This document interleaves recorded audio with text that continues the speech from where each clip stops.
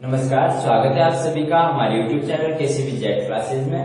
मैं पवन चौधरी। स्टार्ट करते हैं अपना नया टॉपिक। उससे पहले अपन ने कुछ बातें थी जो बीबीटी सिद्धांत में पढ़ ली थी कि वैलेंस बॉन्ड थ्योरी क्या किसके बारे में बताती है। सबसे पहले तो वैलेंस बॉन्ड थ्योरी के द्वारा हम ओवरलैपिंग की बात करते हैं कि ओवरलैपिंग कैसे होती है, किस तरीके से होती है।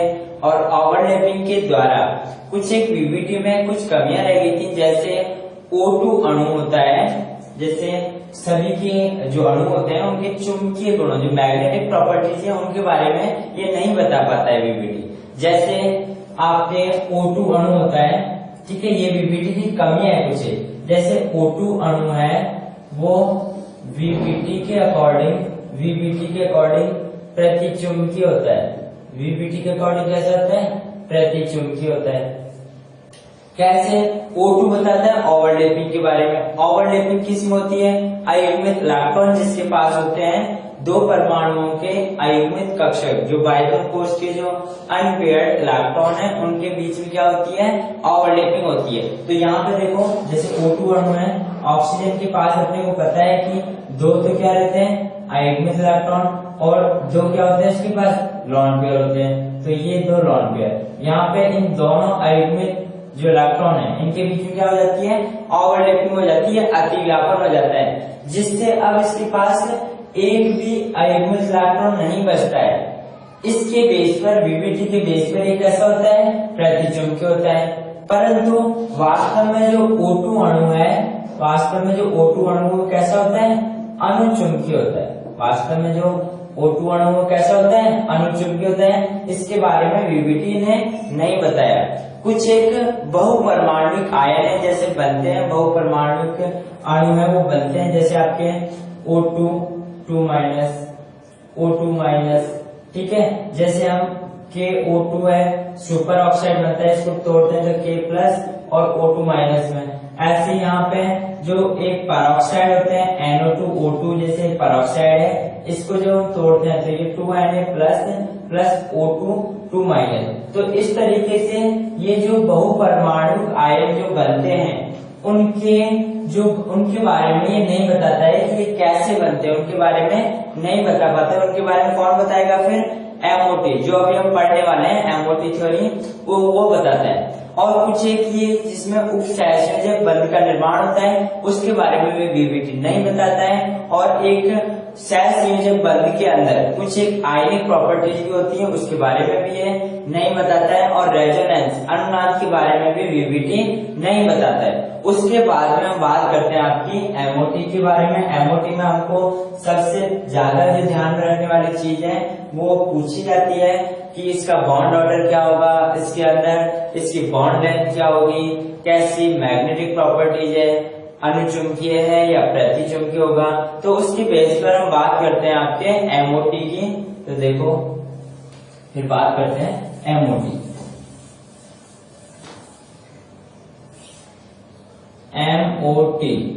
मॉलिक्यूलर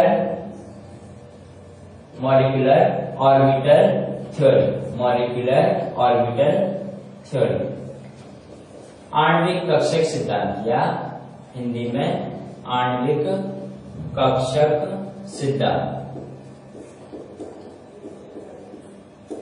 देखो, सबसे पहले तो अपने को ये पता चल रहा है कि ये आणविक कक्षकों से रिलेटेड है। जो मैंने पहले जैसे संकरण पढ़ा था उसमें परमाणविक कक्षक से रिलेटेड था। यहाँ पे हम किसकी बात करेंगे? आणविक कक्षक। आणविक कक्षक कब बनता है? जब अणु बनता है, उसी की तो बात करेंगे। तो यहाँ पे क्या होता है कि आणविक कक्षक कैसे बनते हैं, अणु ये कैसे बनता है? तो परमाणविक जो कक्षक होते हैं, परमाणविक कक्षक अणु निर्माण के समय क्या करते हैं? परमाणविक कक्षक अणु निर्माण के समय या अतिव्यापन के समय, जब अणु का निर्माण होता है तो क्या होता है? उनके बीच में ओवरलैपिंग होती है। तो परमाणविक कक्षक अणु निर्माण के समय क्या करते हैं? अपनी पहचान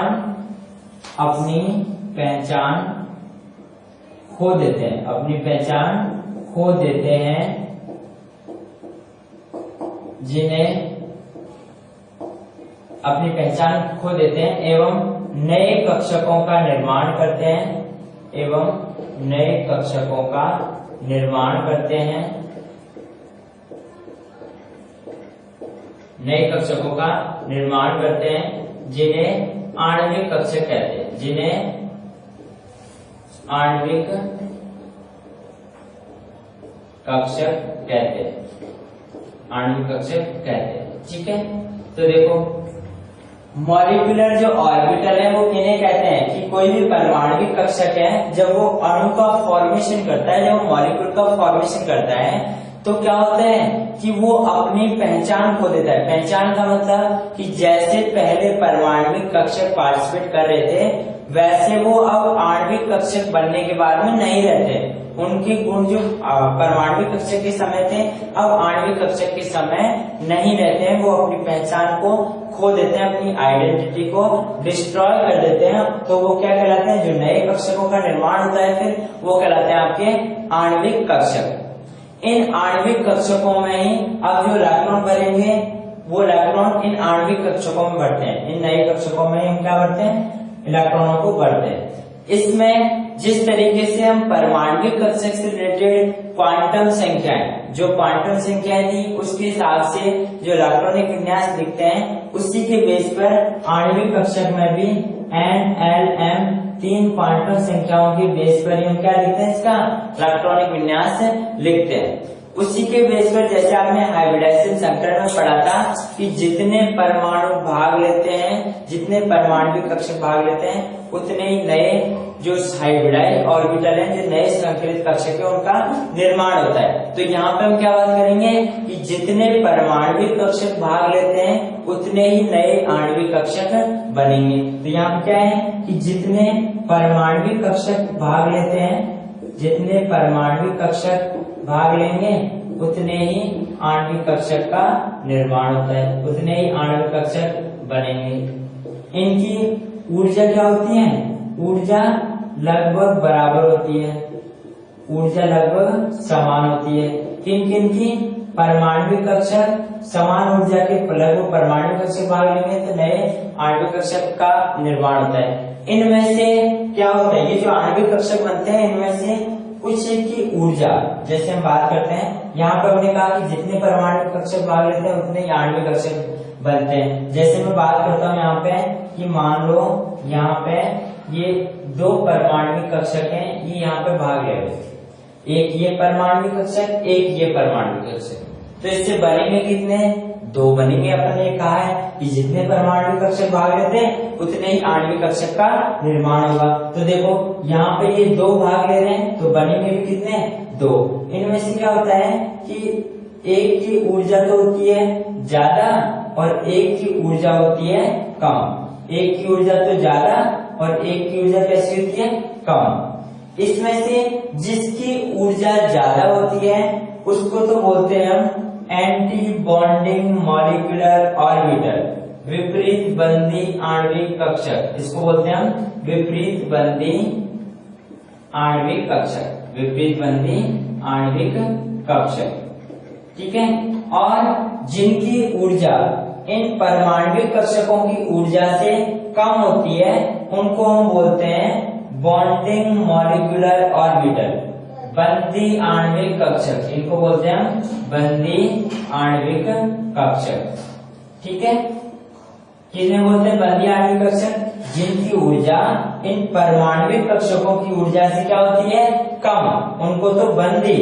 और जिनकी ऊर्जा परमाणविक कक्षकों की ऊर्जा से ज्यादा होती है उसे बोलते हैं विपरीत बंदी आणविक कक्षक। तो इसमें 2 टाइप के आणविक कक्षक बनते हैं। और एक और होते हैं अनाबंदी आणविक कक्षक, जिनकी ऊर्जा परमाणविक कक्षकों की ऊर्जा के लगभग बराबर होती है, वो कहलाते हैं आपके अनाबंदी आणविक कक्षक, अनाबंदी आणविक कक्षक।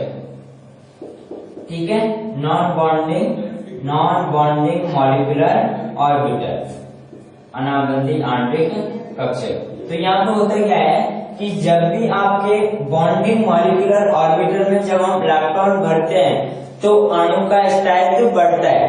जितने ज्यादा बंदी आणविक कक्षक के अंदर इलेक्ट्रॉन भरेंगे उसकी स्थायित्व उतना ही ज्यादा होगा, और जितने विपरीत बंदी आणविक कक्षक में इलेक्ट्रॉन भरते जाएंगे उसका स्थायित्व वो कम होता जाता है। और अनाबंदी जो आणविक कक्षक है उसमें जब हम इलेक्ट्रॉन भरते हैं तो उसमें स्थायित्व का कोई प्रभाव नहीं पड़ता है, उसमें स्थायित्व का कोई प्रभाव नहीं पड़ता है। इसलिए हम हमेशा इलेक्ट्रॉन है वो बंदी और विपरीत बंदी आणविक कक्षकों में भरते हैं। तो अपनी ये बात हो गई कि परमाणु जितने परमाणु कक्षक भाग लेंगे उतने ही आणविक कक्षक बनेंगे। इनकी ऊर्जा लगभग क्या होगी, लगभग समान ऊर्जा के परमाणु कक्षक इसमें एमओटी में पार्टिसिपेट करते हैं, भाग लेते हैं। ठीक है, फिर जिस तरीके से हम इलेक्ट्रॉन भरने के नियम काम में ले लेते हैं, परमाणु कक्षक से रिलेटेड इलेक्ट्रॉन भरने के नियम, जैसे ऑप्पो नियम है आपका, ऑप्पो है, हुंड है, हुंड का नियम है, और पाउली का नियम। उसी तरीके से यहाँ भी हम वही नियम काम में लेते हैं कि पहले इलेक्ट्रॉन है वो निम्न ऊर्जा स्तर में भरे जाएंगे, उसके बाद में उच्च ऊर्जा स्तर में भरे जाएंगे। हुंड का नियम क्या कहता है कि एक कक्षक में जब इलेक्ट्रॉन भरते हैं तो पहले समान चक्रणीय से अधिकतम अयुग्मित इलेक्ट्रॉन भरे जाते हैं और उसके बाद में उनका युग्मन होता है। लेकिन और पाउली का नियम क्या कहता है कि एक कक्षक में मैक्सिमम 2 इलेक्ट्रॉन आते हैं, दोनों का चक्रण विपरीत होता है और उन दोनों इलेक्ट्रॉनों की चारों क्वांटम संख्याओं का मान क्या होता है, विपरीत होता है, मतलब समान नहीं होता, असमान होता है। ये आपका पाउली का नियम कहता है। ठीक है, तो इसी तरीके से हम यहाँ पे इलेक्ट्रॉन भरते हैं। ये आपके एमओटी की कुछ एक बातें होती हैं कि इसमें जितने परमाणु कक्षक भाग लेंगे उतने ही आणविक कक्षकों का निर्माण होता है। इनकी ऊर्जा परमाणु कक्षकों की लगभग बराबर होती है। इलेक्ट्रॉन भरने के नियम भी वही काम में रहते हैं। और जो क्वांटम संख्याएं जो अपन इलेक्ट्रॉनिक विन्यास लिखते हैं उनसे संबंधित जो क्वांटम संख्या है वो एनएलएम परमाणु कक्षकों के जैसे ही काम में लेते हैं। ये तो आपकी बात होती है इस एमओटी थ्योरी की कुछ एक बात है। फिर हम बात करते हैं कि इसमें बनाते कैसे हैं। ये जो ऊर्जा कक्षक आरेख है, वो कैसे बनाते हैं, तो इसकी बात करेंगे। आपको ये पता चल गया कि अपन ने बोला है कि ये तो जिनकी ऊर्जा कैसी होती है, परमाणु कक्षकों की ऊर्जा से कम, वो तो बॉन्डिंग मॉलिक्यूलर ऑर्बिटल, और जिनकी ऊर्जा परमाणु कक्षकों की ऊर्जा से ज्यादा उन्हें बोलते हैं विपरीत बंदी आणविक कक्षक। ठीक है, और हमने क्या किया कि इसमें जितने इलेक्ट्रॉन परमाणु कक्षकों में बढ़ते हैं, इलेक्ट्रॉनों की संख्या भी क्या होती है, समान। इलेक्ट्रॉन की संख्या भी समान होती है कि जितने आपके परमाणु कक्षकों में इलेक्ट्रॉन बढ़ते हैं उतने ही आणविक कक्षकों में इलेक्ट्रॉन भरे जाते हैं। और भरेंगे कैसे, वो इस तरीके से भरेंगे इलेक्ट्रॉन भरने के नियम के आधार पर। जैसे देखो मैं आपको बताता हूँ, मान लो यहाँ पे आपके ये 2 और 2 4 इलेक्ट्रॉन है। ठीक है, दोनों की ऊर्जा लगभग बराबर है। इससे अपने पास 2 आणविक कक्षक बने, एक ये बना, एक ये बना।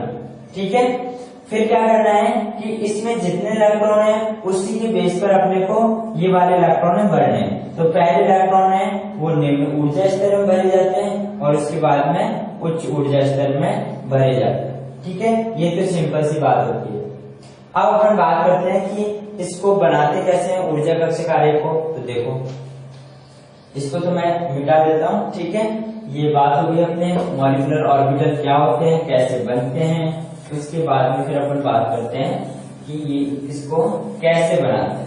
ठीक है, ऊर्जा कक्षक आरेख है वो कैसे बनाते हैं। तो आपको सबसे पहले मैं ऊर्जा कक्षक आरेख बनाने से पहले एक बात बता देता हूँ जो जरूरी है, जो ध्यान रखनी है आपको। ठीक है, इसको नोट लगा के लिख देना कि यदि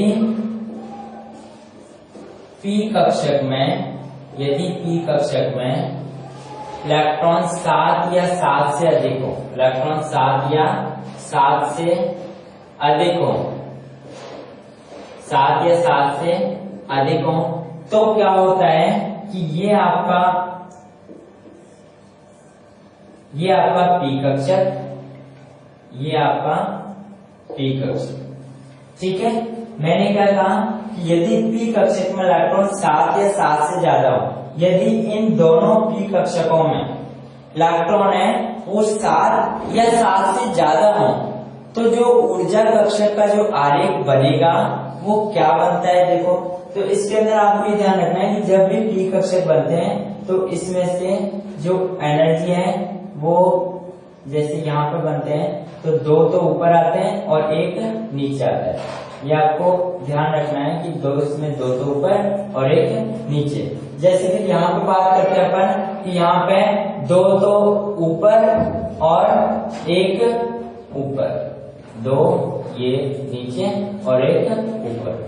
तो ये तो अपना सीधा सीधा ये 7 या 7 से ज्यादा हो तो आपका ऊर्जा कक्षक आरेख है वो ऐसे ही बनेगा। ठीक है, जैसे हम बात करते हैं कि यदि पी कक्षक में इलेक्ट्रॉन 6 या 6 से कम होते हैं, यदि हम बात करें कि यदि पी कक्षक में इलेक्ट्रॉन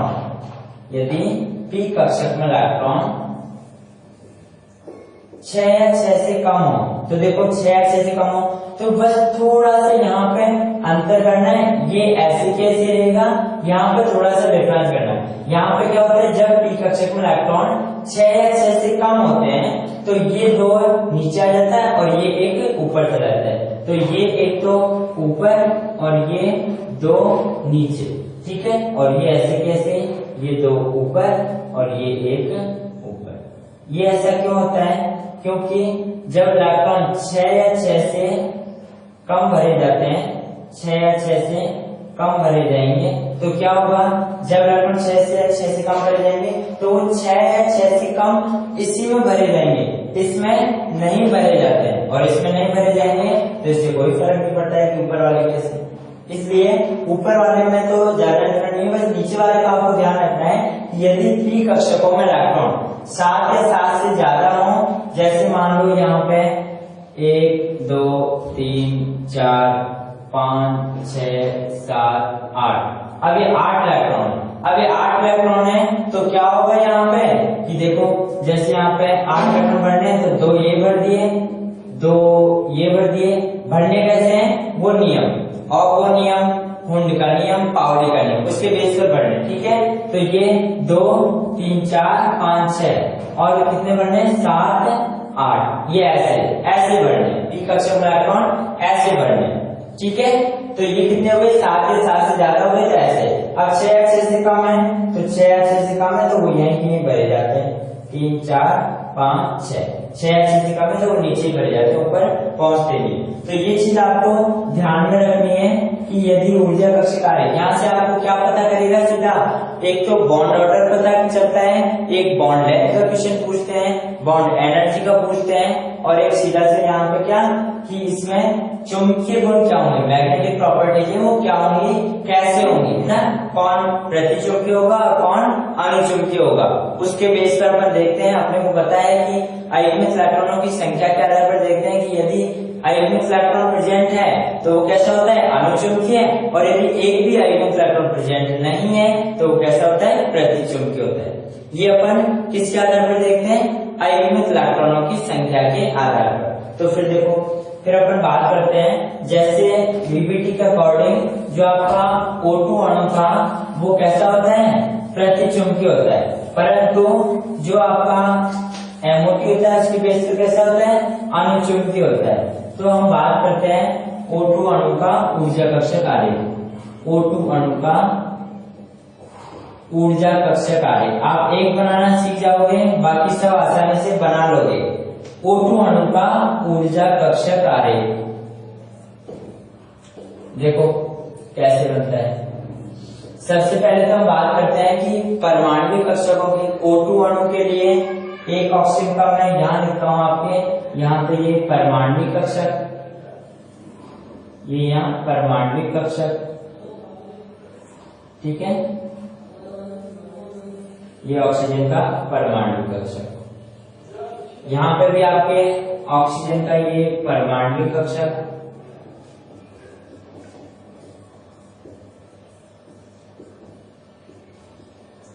ठीक है, ठीक है। चलो और इधर लिखता हूं इसको, है ना, ज्यादा गैप उधर फिर और चीजें आ जाएंगी। ये परमाणविक कक्षक,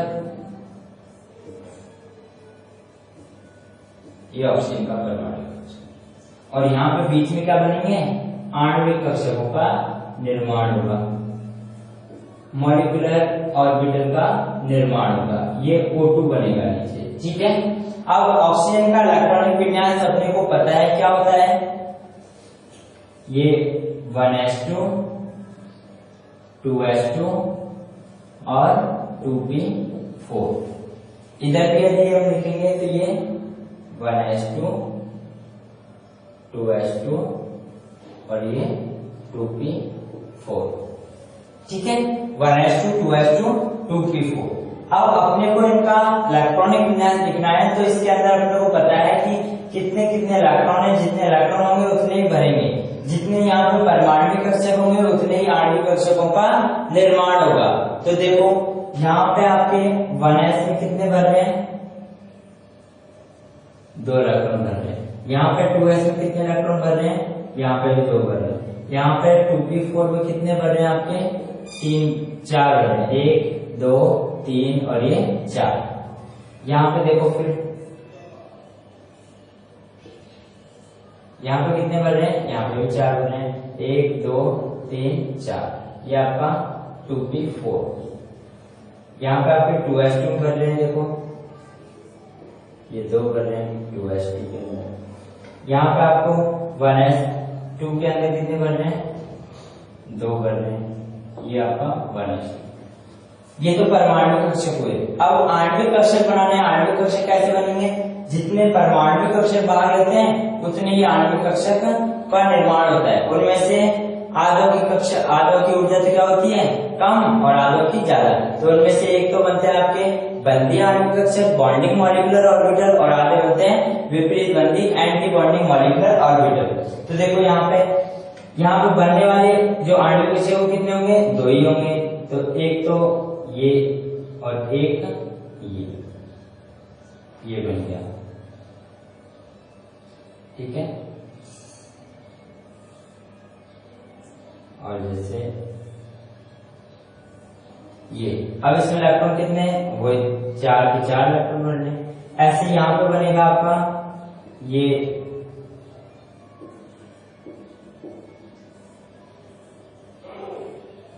ठीक है, यहाँ 4 इलेक्ट्रॉन बढ़े थे, 2 और 2 4। यहाँ भी अपन ने 2 और 2 4 बढ़ दिए। फिर यहाँ देखो 2p4 के अंदर, इसमें आपको बताया था, नोट लगा के लिखवाया भी था कि यदि p कक्षकों में इलेक्ट्रॉन 7 या 7 से ज्यादा हो तो जो डायग्राम का जो क्रम होता है वो कैसे बनता है। देखो यहाँ पे 2 तो आते हैं इसमें ऊपर और 1 आता है नीचे। ठीक है, तो ये 2 ऊपर और ये उसके भी ऊपर।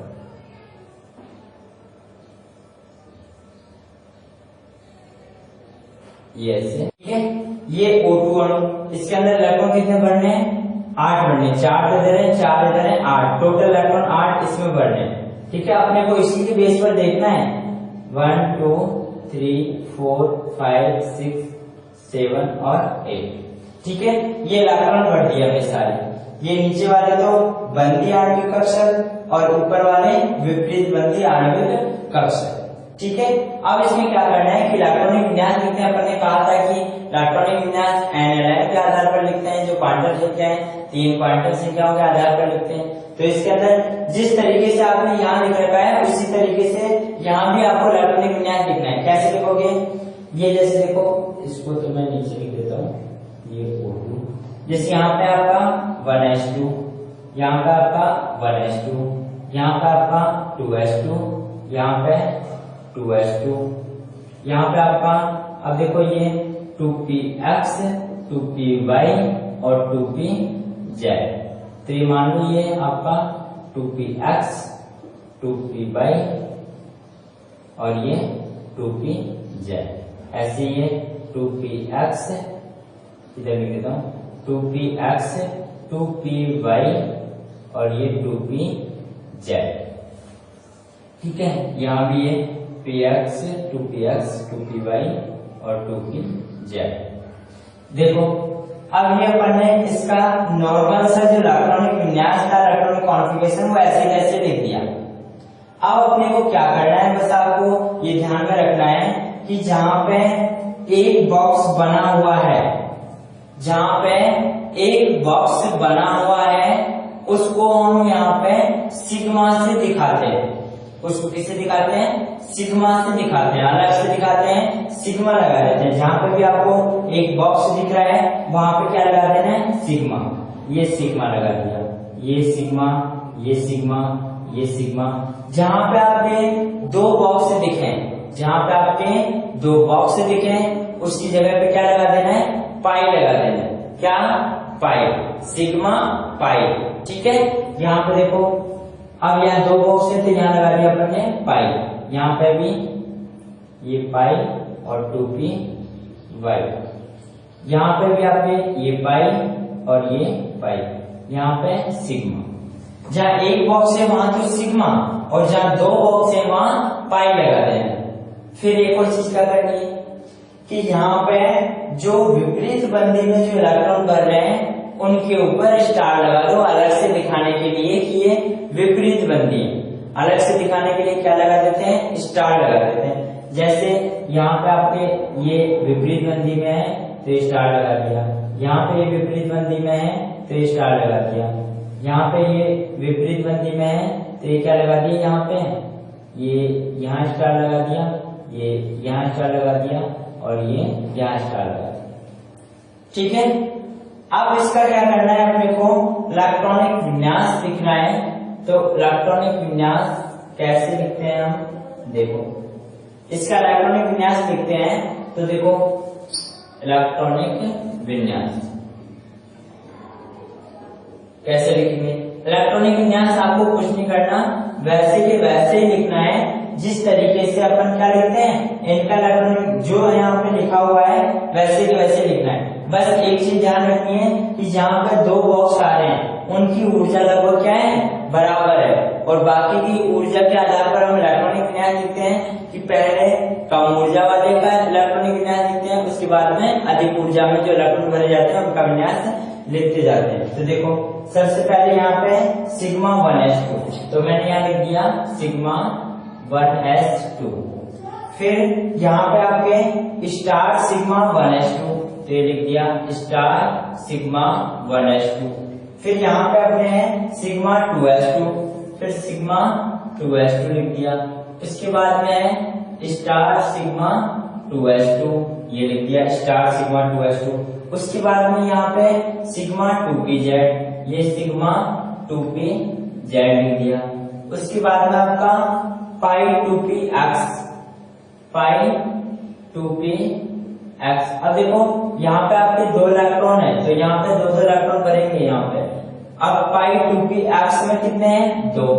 अब इनकी और इनकी ऊर्जा लगभग क्या है? बराबर, तो हम बराबर लगा देते हैं। और ये पाई 2py², यहाँ पे बराबर कितनी ऊर्जा? तो हमने बराबर लगा दिया। फिर देखो यहाँ पे अपने को इसका लिखना है तो यहाँ पे क्या लिखेंगे? स्टार पाई 2px1 और इधर भी इनकी ऊर्जा स्टार 2py1 और सिग्मा स्टार 2pz और ये 0। इसके अंदर जो इलेक्ट्रॉन कितने हैं? 0। तो ये हमने ऐसे कैसे लिख दिया। ये इसका होता है इलेक्ट्रॉनिक विन्यास। इस तरीके से हम इलेक्ट्रॉनिक विन्यास लिखते हैं। आणविक कक्षकों का इलेक्ट्रॉनिक विन्यास ऐसे लिखा जाता है। आपको बस को ध्यान में रखना, सिग्मा तो वहां लगाना है जहां आपको एक एक बॉक्स दिखे और पाई वहां लगा देना है जहां आपके दो बॉक्स हो। ठीक है, ये तो सिंपल सी बात है। फिर अपन बात करते हैं कि इसके कुछ गुण होते हैं। जिस तरीके से अपन ने पढ़े कि इसकी चुंबकीय प्रॉपर्टी क्या होती है, कैसे निकालते हैं अपन, तो इसके अंदर आपको सबसे पहले अपन बंध क्रम की बात करते हैं कि इसका बंध क्रम कैसे निकालते हैं। कुछ इनकी प्रॉपर्टी होती है। सबसे पहले तो बंध क्रम, ठीक है, और या इसी को या पहले ऐसे लिख दो चुंबकीय प्रवृत्ति, चुंबकीय प्रवृत्ति। अब चुंबकीय प्रवृत्ति के अंदर आपको पता है कि सबसे पहले जिसके पास अयस्क इलेक्ट्रॉन है ऐसा, वो तो कैसा होगा? अनुचुंबकीय होगा। वो तो कैसा होगा? अनुचुंबकीय होगा। और जिसके पास ये दो इलेक्ट्रॉन है वो कैसा होगा? प्रतिचुंबकीय होगा। मतलब जिसके पास युग्मित इलेक्ट्रॉन है वो कैसा होगा? प्रतिचुंबकीय होगा। तो बताओ O2 अणु है वो कैसा होता है, जो O2 अणु है कैसा होता है, अनुचुंबकीय होगा। क्यों होगा अनुचुंबकीय, क्योंकि इसके पास 2 अयुग्मित इलेक्ट्रॉन है। इसके पास कितने अयुग्मित इलेक्ट्रॉन है, इसके पास 2 अयुग्मित इलेक्ट्रॉन होते हैं, इसलिए O2 अणु MOT के अनुसार, MOT के अकॉर्डिंग कैसा होता है, अनुचुंबकीय होता है, और VBT के अकॉर्डिंग प्रतिचुंबकीय होता है। तो ये बात अपन ने जो VBT की कमी थी वो यहाँ पे पूरा कर ली कि चुंबकीय प्रवृत्ति O2 अणु कैसा होता है, अनुचुंबकीय होता है, क्योंकि इसके पास 2 अयुग्मित इलेक्ट्रॉन होते हैं। ठीक है, ये तो पहली बात हो गई। दूसरी चीज हम निकालते हैं बॉन्ड ऑर्डर। बॉन्ड ऑर्डर या बंध क्रम या इसी को आबंध कोटि, आबंध कोटि। देखो ये कैसे निकालते हैं, बंध क्रम, बॉन्ड ऑर्डर बराबर होता है number of bonding molecular orbital minus number of anti bonding molecular orbital upon 2। ये फॉर्मूला ऐसे होता है, ये आपको ध्यान में रखना है कि कैसे निकालते हैं। बंधी आणविक कक्षक की संख्या में इलेक्ट्रॉनों की संख्या माइनस विपरीत बंधी आणविक कक्षक में इलेक्ट्रॉनों की संख्या बटे 2। इस तरीके से हम क्या निकालते हैं, बंध क्रम निकालते हैं। और आपको बंध क्रम पूछता है MOT का अकॉर्डिंग, MOT में क्या चीज पूछी जाती है, एक तो ये चुंबकीय प्रवृत्ति, बंध क्रम, जो भी यहाँ पर प्रॉपर्टी होंगी उनमें से कुछ न कुछ सवाल पूछा ही जाता रहता है। ठीक है, तो देखो अब अपने को बॉन्ड ऑर्डर निकालना है O2 का। O2 का अपन निकाल के देखते हैं कैसे निकालते हैं। देखो एक तो मैं 3 तरीके बताऊंगा आपको, वो तीनों तरीके आपको ध्यान में रखने हैं और सबसे इजी जो आपको लगे उससे निकालना है। सबसे इजी लास्ट में बताऊंगा, पहले सबको सारे से निकालते हैं ना। देखो सबसे पहले अपने को है बॉन्डिंग मॉलिक्यूलर ऑर्बिटल में जो इलेक्ट्रॉन है उनकी संख्या। Np का मतलब है कि बंधी आणविक कक्षक में टोटल इलेक्ट्रॉनों की संख्या, इसका मतलब है विपरीत बंधी आणविक कक्षक में कुल इलेक्ट्रॉनों की संख्या बटे 2। तो सबसे पहला तरीका है, देखो सबसे पहले बंधी आणविक कक्षक में टोटल इलेक्ट्रॉनों की संख्या गिनो, नीचे वालों की गिनो, 2, 2 4, 2 6, 2 8 और 2 10। ये 10 इलेक्ट्रॉन है जो बंधी आणविक कक्षक में भरे जा रहे हैं, 10 माइन। अब विपरीत बंधी आणविक कक्षक में गिनो, देखो ये विपरीत बंधी में 2, 2 4 और ये 2 6। ठीक है, तो 10 माइनस 6 बटे 2 किया तो ये 4 बटे 2, तो कितना आ गया, 2 आ गया, 2 आ गया। ठीक है, बिल्कुल आ गया। अब देखो दूसरा तरीका देखते हैं हम, वैलेंस सेल में इलेक्ट्रॉन को देखकर कि इसके बाह्यतम कोश में कुल कितने इलेक्ट्रॉन है बंधी आणविक कक्षक में और विपरीत बंधी आणविक कक्षक में कितने इलेक्ट्रॉन है उसके आधार पर। तो देखो दूसरा तरीका है, पहले तो सारे को, दूसरा होता है संयोजी कोश को देखकर, संयोजी कोश से या बैलेंस सेल से।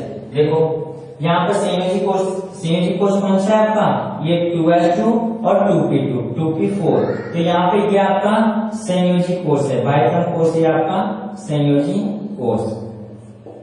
ठीक है, अब इसमें देखो इलेक्ट्रॉन बंधी में कितने हैं, ये 2, 2 4, 2 6 और 2 8। तो ये बंधी में तो कितने हैं, 8 माइनस विपरीत बंधी में देखो 2 और 2 4, तो 8 माइनस 4 बटे 2 किया तो ये 4 बटे 2, तो यहाँ भी कितना आ गया, 2 आ गया, इससे भी आ गया 2, इससे भी आ गया। एक और सबसे इजी तरीका बताते हैं जो आपको जल्दी से फटाफट से आ जाए। सबसे बाहरी कक्षक को देखकर, सबसे बाहरी को देखकर,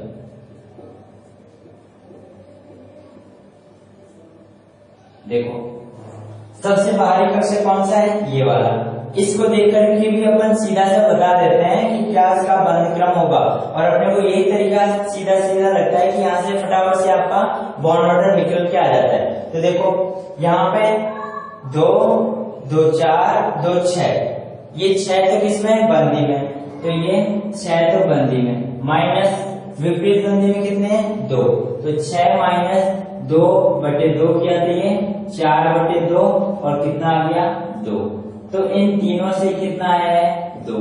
आपको जो तरीका बढ़िया लगे उससे करना। सबसे बाहरी को देखकर अपन फटाफट से पता लगा लेते हैं कि इसका बंध क्रम क्या होगा। तो बॉन्ड ऑर्डर है वो फटाफट से ऐसे अपन डिफाइन कर सकते हैं। फटाफट से कोई भी आपको अणु दे, कोई भी आणविक कक्षक का उसमें पूछे, कोई भी अणु हो उसका यदि आपसे पूछे तो आप फटाफट से इस तरीके से निकाल दोगे कि सबसे बाहरी को उसको देखकर, एक तो वैलेंस शेल को देखकर और एक सबसे बाहरी कक्षक में जो इलेक्ट्रॉन है उनको देख करके हम बता देते हैं। फिर हम इसकी तीसरी प्रॉपर्टी की बात करते हैं, तो बॉन्ड ऑर्डर हुआ। फिर हम इसको तो मैं मिटा देता हूँ, चलो यहीं पे बता देता हूँ ना, ये दूसरा हो गया। फिर हम बॉन्ड ऑर्डर के कुछ एक अनुप्रयोग करते हैं, देखो क्या होते हैं, इधर ही बता देता हूँ। बॉन्ड ऑर्डर के अनुप्रयोग है कुछ एक, देखो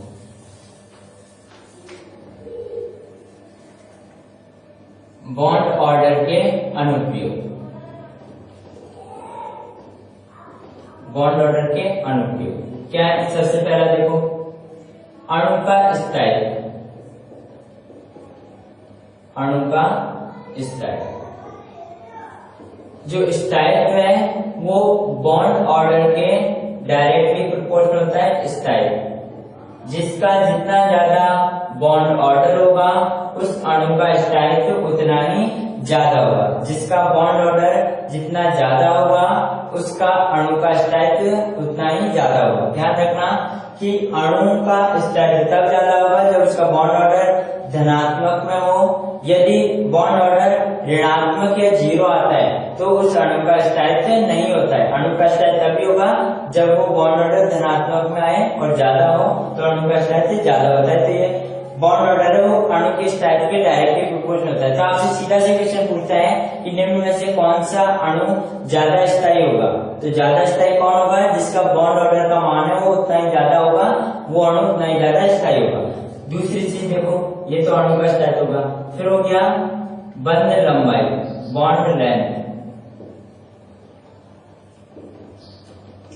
यदि आपसे पूछें कि किस अणु की बंध लंबाई है वो ज्यादा होगी, किसकी कम होगी, तो ध्यान रखना वो भी हम बॉन्ड ऑर्डर के आधार पर बताते हैं। बॉन्ड ऑर्डर के जो बॉन्ड लेंथ है वो बंध लंबाई है वो इनवर्सली प्रोपोर्शनल होती है, व्युत्क्रमानुपाती क्रमानुपाती होती है। बॉन्ड ऑर्डर के व्युत्क्रमानुपाती क्रमानुपाती होती है आपकी बॉन्ड लेंथ, कि यदि जिसकी ज्यादा बॉन्ड ऑर्डर होगा, ठीक है, या मैं ऐसे लिख देता हूँ इसको कि यहाँ पे आपके बॉन्ड लेंथ को इधर कर देता हूँ, ये आपकी बॉन्ड लेंथ, ठीक है, ये बॉन्ड ऑर्डर, कि जिसका जितना ज्यादा बॉन्ड ऑर्डर होगा उसकी बंध लंबाई उतनी ही क्या होगी, कम होगी, ठीक है, ये व्युत्क्रमानुपाती क्रमानुपाती होता है।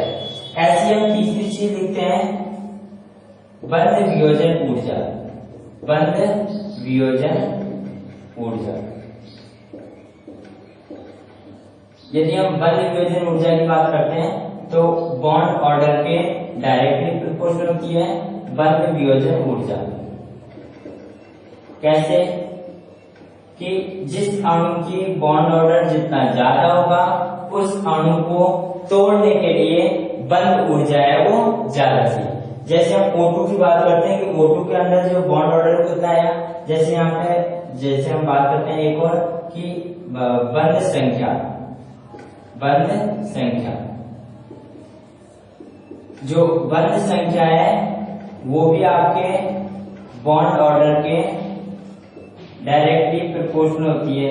बंध संख्या डायरेक्टली प्रोपोर्शनल होती है। जैसे हम बात करते हैं कि यहाँ पे ऑक्सीजन का जो बॉन्ड ऑर्डर वो कितना आया, 2, तो ऑक्सीजन और ऑक्सीजन के बीच में बंध संख्या कितनी होती है, डबल बॉन्ड होता है। तो जिसके पास बंध संख्या के सीधे कईयों का हम निकाल देते हैं, कईयों का नहीं निकालता, लेकिन आपको ध्यान रखना है कि बंध संख्या के लिए जितना बंध संख्या का मान होगा, मतलब बॉन्ड ऑर्डर का जितना मान होगा उसमें उतनी बंध संख्या होगी, ठीक है। और जैसे हम बात करते हैं फिर यहाँ पे ये बंध वियोजन ऊर्जा होगी आपकी, जैसे इलेक्ट्रॉनों की संख्या,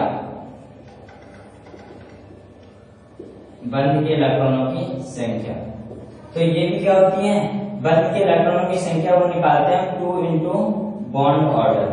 ठीक है, 2 इंटू बॉन्ड ऑर्डर, बंध के इलेक्ट्रॉनों की संख्या 2 इंटू बॉन्ड ऑर्डर। जैसे हम ऑप्शन के अंदर बात करते हैं कि इसके अंदर बॉन्ड ऑर्डर कितना था 2, तो 2 इंटू 2 किया तो कितना हो गया 4।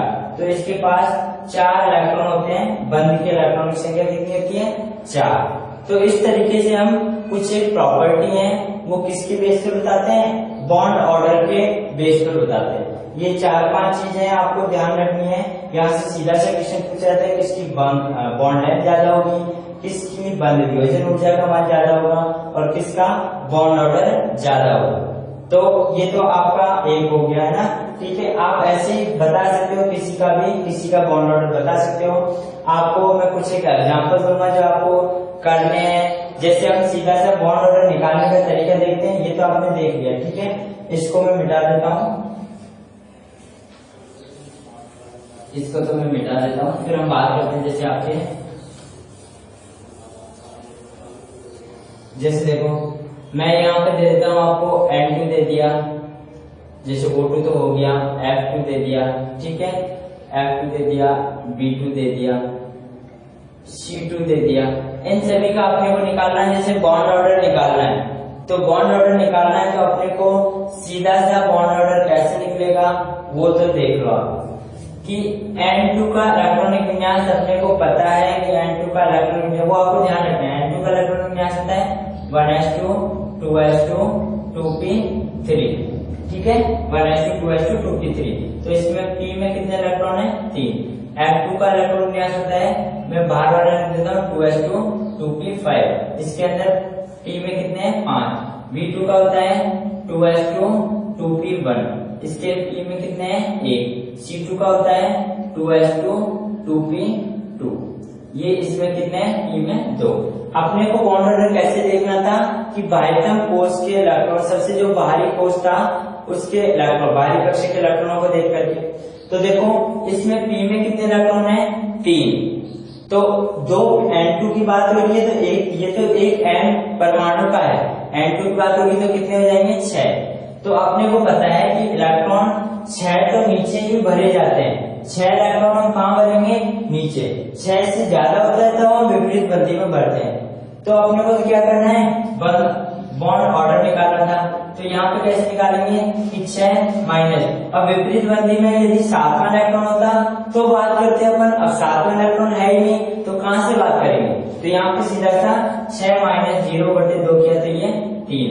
तो नाइट्रोजन के बीच में ट्रिपल बॉन्ड बनता है, ये आपको पता है। बॉन्ड ऑर्डर कितना आ जाता है 3 आ जाता है सीधा सा।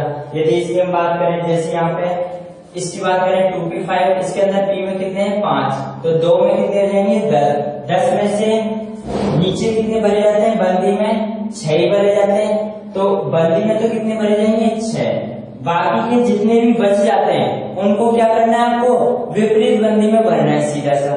जितने भी 6 के बाद में ज्यादा आ रहे हैं उनको विपरीत बंदी में भर दो और माइनस कर दो। जैसे 6 10 भरने थे तो 6 माइनस 4/2, तो ये कितना हो गया 2/2 किया तो ये 1। तो इसका बॉन्ड ऑर्डर कितना आया 1। जैसे हम यहाँ इसकी बात करते हैं 2p1 की, तो यहाँ पे तो कितने हैं 2 ही भरे जा रहे हैं, 2 माइनस 0/2, तो इसको भी किया तो कितना आ गया 1 आ गया, 2/2 किया तो 1। जैसे यहाँ पे 2p2, यहाँ पे कितने हैं 4/2 किया तो ये 2, तो इसका कितना आ गया 2, क्योंकि यहाँ पे भी 0, विपरीत बंदी में तो 0 ही है, बंदी में कितने हैं 4 है। तो ऐसे इस तरीके से हम बॉन्ड ऑर्डर फटाफट से निकाल देते हैं। अब यहाँ पे यदि आपसे कुछ एक गुणों की पूछे कि किसका जो स्टाइल है वो ज्यादा होगा, तो स्टाइल किसका ज्यादा होगा, जिसका बॉन्ड ऑर्डर का मान ज्यादा है। तो बॉन्ड ऑर्डर का मान ज्यादा किसका है N2 का, तो N2 का स्टाइल क्या होगा ज्यादा। यदि हम बात करें कि बंध लंबाई किसकी ज्यादा होगी, तो बंध लंबाई का व्युत्क्रमानुपाती होता है, मतलब बॉन्ड ऑर्डर के। तो बॉन्ड ऑर्डर जिसका ज्यादा होगा उसकी बंध लंबाई कम होगी, जिसका कम होगा उसकी बंध लंबाई भी ज्यादा होगी। तो यहाँ पे आपके F2 और B2 का बॉन्ड ऑर्डर दोनों बराबर है, तो F2 और B2 दोनों क्या हो जाएंगे कि इनकी बंध लंबाई क्या होगी कम होगी। जैसे हम बात करते हैं कि यहाँ पे बंध वियोजन ऊर्जा की। तो बंद वियोजन ऊर्जा की यदि हम बात करें तो क्या था कि बॉन्ड ऑर्डर के सीधे समानुपाती होती है। तो यहाँ पर बंद ऊर्जा की जो बॉन्ड ऑर्डर किसका जाता है, नाइट्रोजन का। तो नाइट्रोजन की बंद वियोजन ऊर्जा क्या होगी, ज्यादा होगी, क्योंकि अपने को पता है कि ट्रिपल बॉन्ड को तोड़ने के लिए ऊर्जा वैसे भी क्या चाहिए, ज्यादा चाहिए, और सिंगल बॉन्ड को तोड़ने के लिए कम चाहिए। तो इस तरीके से अपन बात करें कि इनके गुणों की हम बात कर सकते हैं कि किसका स्ट्रेंथ ज्यादा होगा, किसका कम होगा, कौन बंद वियोजन ज्यादा होगी, किसकी बंद लंबाई ज्यादा होगी, किसका क्या मैग्नेटिक प्रॉपर्टी होगी, कौन चुंबकीय होगा, कौन अनुचुंबकीय होगा, प्रतिचुंबकीय होगा। तो इस तरीके से सभी की बात है हम इस तरीके से अपन कर लेते हैं। तो ये एमओटी थ्योरी, एमओटी डायग्राम आपको बनाने आगे एक बताया मैंने, बाकी आप बना सकते हो, बॉन्ड ऑर्डर बना सकते हो, क्योंकि सारे तो बनाना पॉसिबल है नहीं। तो यहाँ पे आप किसी के भी, जैसे यहाँ पे आप O2 2 माइनस, जैसे मैं एग्जांपल लिख देता हूँ यहाँ पे आपको, आप निकाल के देखना बॉन्ड ऑर्डर को कि किस तरीके से आप निकाल सकते हो। जैसे O2 2 माइनस लिख दिया, O2 2 प्लस लिख दिया, O2 प्लस लिख दिया, O2 माइनस लिख दिया, N2 प्लस लिख दिया, N2 माइनस लिख दिया, N2 2 माइनस लिख दिया। तो इस तरीके से जैसे यहाँ पे लिख दिया H2 प्लस लिख दिया, ठीक है, ऐसे यहाँ पे He2 प्लस लिख दिया, ऐसे यहाँ पे Ne2 लिख दिया, ठीक है। जिसका बॉन्ड ऑर्डर, एक चीज आपको ये भी ध्यान रखनी है कि जिसके लिए Nb ग्रेटर देन Na हो, मतलब बंदी आणविक कक्षक में इलेक्ट्रॉन विपरीत बंदी से ज्यादा हो, तो अणु स्थायी होगा, तो अणु बनेगा। तो अणु क्या होता है, बनेगा। यदि Nb लेसर देन Na हो, मतलब Na का मान ज्यादा हो, एंटी बॉन्डिंग में जो इलेक्ट्रॉन भरे हैं वो ज्यादा हो और Nb कम हो, और यदि Nb बराबर Na हो, Nb बराबर Na हो, तो क्या होगा कि अणु नहीं बनेगा, अणु नहीं बनेगा, अणु नहीं बनेगा या स्थायी नहीं होगा, स्थायित्व नहीं होगा, ऐसे अणु का स्थायित्व नहीं होगा, ठीक है। तो इस तरीके से आप इन सभी का बॉन्ड ऑर्डर है वो आसानी से निकाल सकते हो, जिस तरीके से मैंने बताया है। यहाँ पे इनकी मैग्नेटिक प्रॉपर्टीज, कौन अनुचुंबकीय होगा, कौन प्रतिचुंबकीय होगा, ये सारी चीज इसके अंदर आपका रहती है, तो आप आसानी से बता सकते हो, ठीक है। तो आज का हमारा ये topic MOT molecular orbital theory पूरी हुई। इसमें हमने आपको सारा बता दिया, बॉन्ड ऑर्डर कैसे निकालते हैं, bond length, bond energy, bond जो बॉन्ड डिसोसिएशन एनर्जी है वो किसकी ज्यादा होगी, किसकी कम होगी। तो आप हमारे साथ बने रहिए, हम रेगुलर क्लास लेके आते रहेंगे आपके, जब तक एग्जाम होता है तब तक, और कंटिन्यू क्लासेज हैं चलती रहेंगी, टेस्ट सीरीज भी चली रही है। तो हमारे चैनल KCP जेड क्लासेस के साथ में जुड़े रहिए। अगर आपको वीडियो अच्छा लगा हो तो लाइक, शेयर और सब्सक्राइब करें, ताकि जो और भी बाकी स्टूडेंट्स हैं उनको पता चल सके कि टेस्ट सीरीज भी रेगुलर स्टार्ट है और रोजाना वीडियो आ रहे हैं। तो यदि आपको वीडियो अच्छा लगा हो तो धन्यवाद।